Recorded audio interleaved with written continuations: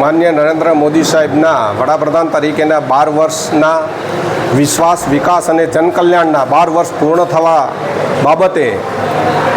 આજે લખતર મંડળની કાર્યશાળાનું આયોજન કરવામાં આવ્યું હતું, જેમાં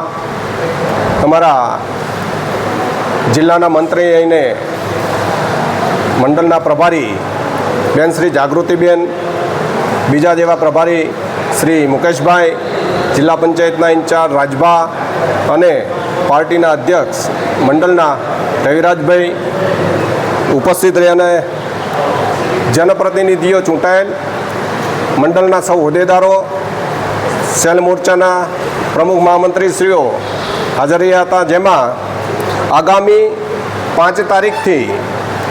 તારીખે વિશ્વ પર્યાવરણ દિવસ નિમિત્તે વૃક્ષારોપણ, સ્વચ્છતા અભિયાન, મોદી સાહેબના 12 વર્ષ પૂર્ણ થવાના છે ત્યારે અલગ અલગ કાર્યક્રમો